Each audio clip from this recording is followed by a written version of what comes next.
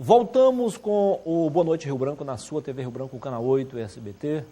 Desde já, muitíssimo obrigado pela sua audiência. Agora com o apoio do Supermercados Araújo, do Araújo Mix e também da New Flex, que representa no Acre os colchões magnéticos, colchões da marca Conforte Mag. Eu tenho o prazer de conversar pela primeira vez aqui no programa com o deputado federal Alan Rick, presidente regional, novo presidente regional do PRB. Seja bem-vindo, deputado. Boa noite. Prazer recebê-lo aqui. Prazer meu, muito bom estar Enfim, aqui com uma você. honra recebê-lo aqui. Olha, é só me convidar que eu venho. É sempre bom bater um papo contigo. É só me chamar que eu vou. É verdade.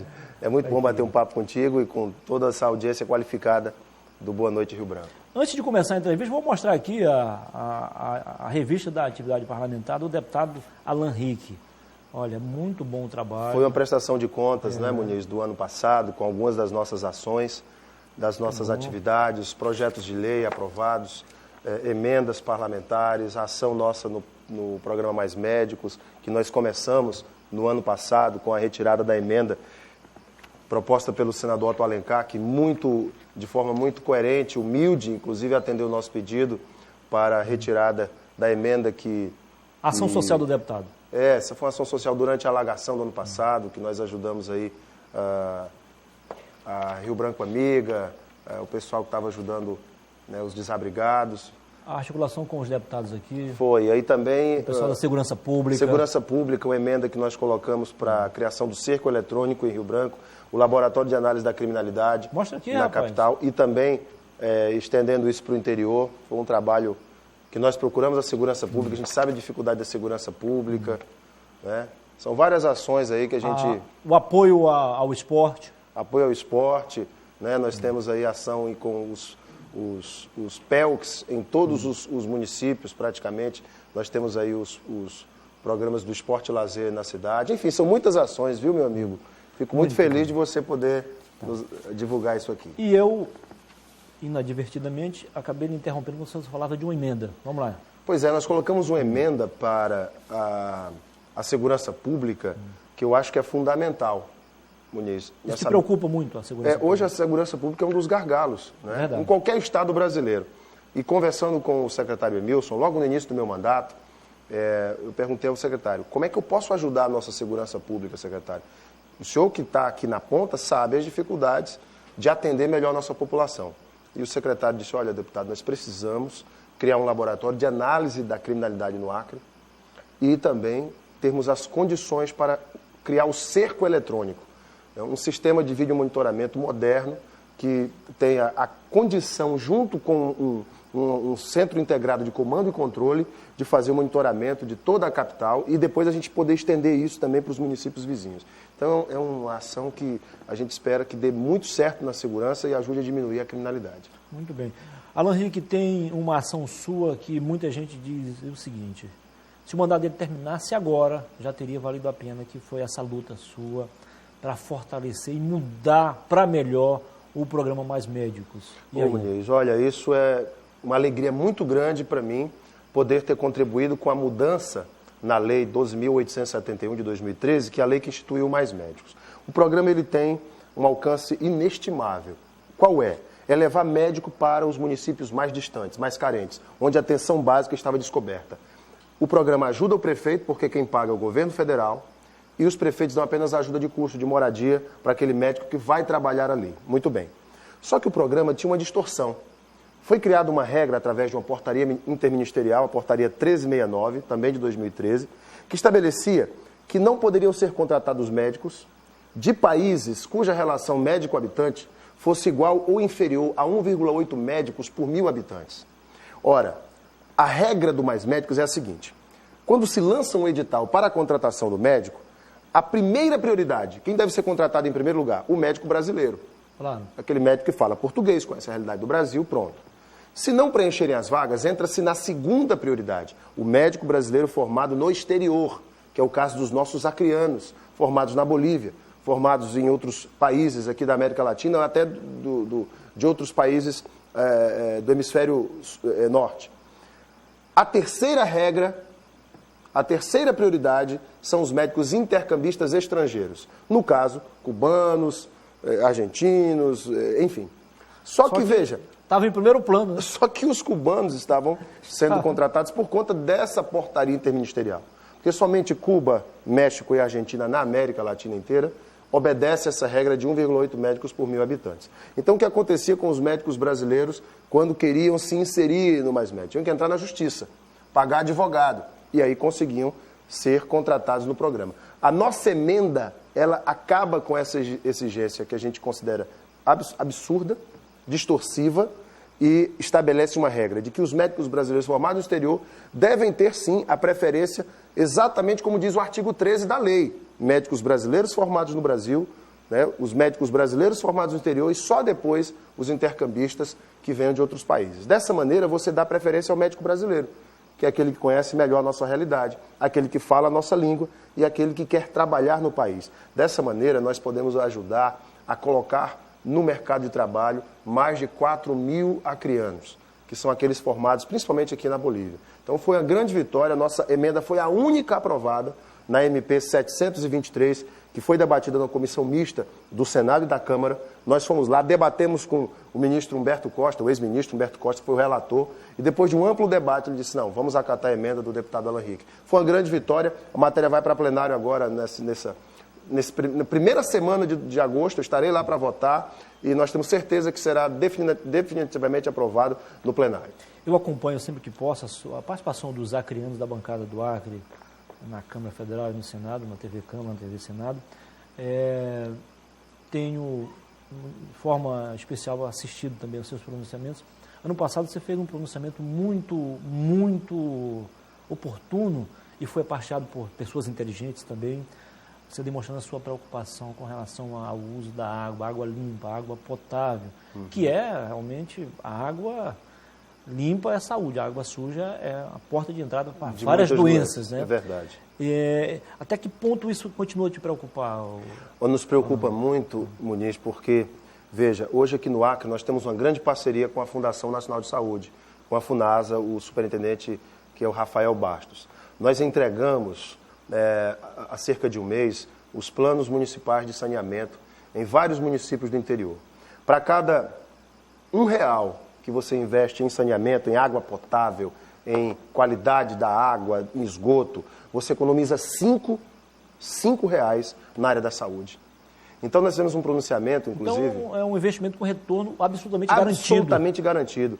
Eu estive recentemente lá em Cruzeiro do Sul, visitando aquela baixa da Coab, do bairro da Coab, com esgoto a céu aberto. Levei o superintendente, nós precisamos fazer a modificação dessa situação. Nós precisamos mudar isso daqui. Tem investimentos da FUNASA para o saneamento, para esgotamento sanitário, em parceria com o DEPASA. Nós precisamos trazer isso para esse bairro. Até porque as populações estão vivendo em situações absolutamente lúgubres, de contato com doenças, com todo tipo de mazela, e isso me preocupa muito, sabe, Muniz? Se nós damos água tratada para as pessoas, é a primeira coisa, é fonte de vida. Você fica até sem energia, mas sem água você não fica. É verdade, tem razão. Deputado, o senhor acaba de assumir um grande compromisso, o senhor é o novo presidente regional do seu partido, o PRB. O que muda a partir de agora, o senhor vai ter que estar, digamos assim, com um olho no padre e outro na missa. Verdade. Tem que marcar presença lá no Congresso, sem esquecer a organização, o fortalecimento do partido aqui. Muniz, é uma grande responsabilidade. O presidente, que hoje é o nosso ministro de Indústria e Comércio, Exterior e Serviços, Marcos Pereira, nos deu uma missão. Logo no início deste ano de 2016, chamou os deputados federais do PRB e disse, olha, vamos passar o partido para os deputados federais, onde nós não temos um deputado federal presidindo nos estados. O presidente interino Eduardo Lopes, que assumiu a presidência em virtude do presidente estar no Ministério da Indústria e Comércio, foi tocando essa determinação. Então foi empossando os deputados federais nos estados. A mim coube presidir o PRB no Acre com muita responsabilidade, conversando com as nossas bases, ouvindo os nossos candidatos a vereador. Um trabalho já estava sendo feito pela presidência anterior, o vereador Manuel Marcos, que fez um belo trabalho, organizou o partido, e já vinha sendo feito em Rio Branco. Então nós chamamos os vereadores para conversar, ouvi-los, como vocês pretendem seguir a partir de agora. O PRB foi o primeiro partido que rompeu com o governo Dilma, entregou o Ministério do Esporte, apresentou um voto fechado, com questão fechada a favor do impeachment e lançou-se na independência. Essa é a nossa proposta. Como é que vocês querem caminhar? Os nossos vereadores, as nossas lideranças, olha, em Rio Branco nós estamos caminhando com o prefeito Marcos Alexandre. Então, ouvindo as lideranças, ouvindo os candidatos a vereador, nós não podemos entrar e simplesmente mudar tudo. Temos que ouvir as pessoas, conversar com elas e chegar ao melhor entendimento. Foi o que foi feito. Foi o que foi feito. Entendemos, então, os nossos candidatos, as nossas lideranças, que deveria ser mantido o apoio ao prefeito Marcos Alexandre. Em Cruzeiro do Sul, por exemplo, fizemos a mesma coisa. Ouvimos os nossos candidatos a vereador, ouvimos os nossos líderes ali em Cruzeiro do Sul e optamos por apoiar Iderlei Cordeiro em Cruzeiro do Sul. Como também em Brasileia, estamos em aliança com o seu Manuel Prete, que é do PSDB. Já em Senador Guiomar, o nosso candidato a prefeito, que é o Neido Milton, o vereador mais votado nas últimas eleições, um excelente quadro, está caminhando também com a Frente Popular. Então, o que o PRB está fazendo? Porto Acre, vocês estão com Porto Acre, PP? O PRB está apoiando a candidatura do Daniel Nogueira. Então, veja, são candidaturas que o PRB, quando não tem candidato, ele vai buscar o que é melhor para cada município. Conversando com a população, conversando com seus quadros, dizendo quem tem a melhor proposta para esse município, quem tem o melhor plano de governo para esse município. Nós vamos apoiar quem é o melhor. Então, acima de alianças com partidos, nós fazemos alianças com pessoas, com os melhores quadros. Então, o acreano é assim. O acreano, muitas vezes, ele faz essa interpretação. Ele diz, olha, nós não vamos votar na Dilma, mas vamos votar no Marcos Alexandre, que entendem que ele faz um bom trabalho. Então, é assim que pensa o acreano, é assim que nós vamos conduzir o partido, analisando os melhores quadros, o que é melhor para cada município. Mesmo assumindo agora, praticamente às vésperas das eleições, há uma chance real do partido ampliar as suas bancadas nas câmaras municipais e até conquistar alguma prefeitura aí? Olha, como Muniz, e tal, também? Muniz, eu tenho uma grande esperança em Senador Guiomar. Nós vencemos as eleições para prefeito. O Neido Milton vem caminhando muito bem, é um jovem promissor, inteligente, preparado, honesto, sério, que respeita a coisa pública. Nós já trabalhamos juntos numa ação lá em Senador Guiomar para o não fechamento da Caixa Econômica Federal naquele município. Ele me procurou muito preocupado com a situação que estava acontecendo. Nós buscamos a Caixa Econômica Federal em Brasília, a superintendência da Caixa lá, conversamos sobre a situação do município, conseguimos chegar no entendimento, a manutenção da Caixa Econômica lá. Para você ver a preocupação do vereador, né, em garantir esta instituição financeira fundamental para qualquer município brasileiro. E ele é um rapaz que tem propostas, então eu creio que o Ney é um candidato fortíssimo para ganhar as eleições aqui em Senador Guiomar. Nós temos também candidato a vice lá em Brasileia, que é o Zemar. Liderança antiga lá, né? Liderança antiga, já foi vereador. A esposa dele também já foi. A Blandina também, uma grande liderança, já ocuparam seus espaços na Câmara de Vereadores, já foi presidente da Câmara. Então, veja, são lideranças que estão conosco, tem grandes chances, e onde nós não estamos lançando candidato, nós queremos ampliar a nossa base de vereadores. Estamos trabalhando para isso. Como é que ficam as articulações aqui em Rio Branco? Você acha que foi o melhor também para o partido? Eu entendo que a Frente Popular? Foi o melhor caminho, porque o partido já estava caminhando, né, com a Frente Popular aqui em Rio Branco, né, e os vereadores já estavam na sua pré-campanha, já fazendo as primeiras conversas, as primeiras reuniões. Mudar tudo seria sem sentido. Sem sentido, nós estaríamos atrapalhando eles. Houve uma reação, o que é normal, né? Tudo que é novo às vezes incomoda, preocupa. Essas arestas internas já foram aparadas? Isso é normal, toda mudança provoca uma reação ou outra de algum outro filiado. Mas isso daí é muito comum de qualquer tipo de mudança interna. A gente, com o tempo, com certeza, nós vamos trabalhar para o entendimento e eu creio que a gente vai chegar num consenso, porque o nosso objetivo é fortalecer o PRB. Claro. Eu tenho uma missão, fortalecer o partido, fazer com que o PRB cresça e que a gente tenha grandes resultados para as eleições deste ano. Muito bem. Deputado, uma das prioridades do mandato, ainda em campanha, era incentivar o empreendedorismo. Sim. Porque, para quem não sabe, não lembra, Alan Rick não é só um homem de TV, de apresentação como eu sou. Ele também é do mundo dos negócios limpos. É um empreendedor também, sempre foi. Ele também entrou para os Imortais, é também escritor. Eu lembro da primeira sua obra foi O Efêmero e o Eterno. Viu? Rapaz, esse Muniz é fera. Mas muito bem. Mas muito Livro de bem, poesias. Exatamente. Mas, deputado, então, o partido agora está com o Ministério da Indústria e Comércio. Exatamente. Um casamento perfeito. Agora tem tudo para dar certo, né? Olha, eu tive uma conversa muito boa com o ministro. Eu disse, ministro, no Acre nós precisamos criar uma matriz econômica que seja consolidada. Nós vemos muitas ações importantes na área da produção, né, que o governo Tião Viana colocou de forma muito interessante, muito inteligente. A piscicultura, a produção agrícola nas áreas do milho e outras culturas que foram incentivadas. Então, nós precisamos fortalecer a produção. Eu entendo que o Acre tem muita força na área da produção e que nós precisamos encontrar uma matriz econômica consolidada nesta área.